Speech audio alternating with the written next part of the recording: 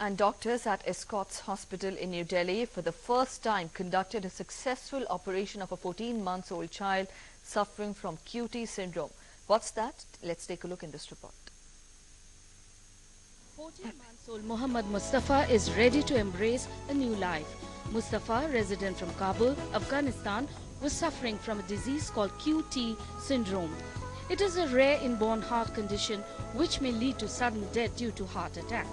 But doctors at the Escorts Hospital in Delhi did a commendable job by successfully operating on Mustafa. They implanted an instrument called ICD in his stomach which will protect him from heart attack.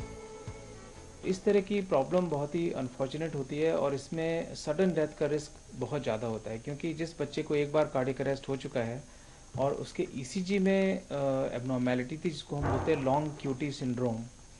तो long cutie syndrome के जो मरीज़ होते हैं उसमें इस तरह की एरिथमिया डेवलप हो सकती है कि हृदय की गति आउट ऑफ कंट्रोल हो जाती है। तो उस समय अचानक मृत्यु का, जिसको हम सडन डेथ बोलते हैं, उसका रिस्क होता है। ये काफ़ी चैलेंजिंग केस था। नॉर्मली इस तरह के केस में हम लोग थोड़ा वेट करते हैं बच्चा ग्रो हो जाए 5-6 साल 10 साल की उम्र तक, लेकिन क्योंकि 2 सिबलिंग्स की डेथ हो चुकी थी और ये ओनली सर्वाइविंग सन था, उनके इनफैक्ट फादर भी बच्चे के डॉक्टर हैं, तो हम वेट नहीं कर सकते थे। ये एक तरह का पहला ऑपरेशन है इंडिया में, क्योंकि इतने छोटे बच्चे में आईसीडी अभी तक मेरी इंफॉर्मेशन में नहीं लगाया गया है। Successful operation has given Mustafa a new ray of hope. Now he is preparing to return home to his motherland. India लेके आए, यहाँ इन्होंने इनको जल्दी से इनकी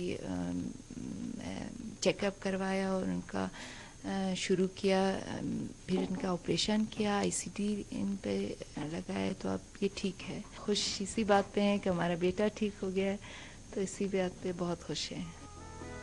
For Mustafa's family, this was nothing short of a miracle, and they will be going back with a great sense of gratitude for these doctors. Sudhir Yadav's report, DD News. Let's talk of sports now. New Zealand got off to a poor start against Sri Lanka in Dambulla. When reports last came in, the visitors were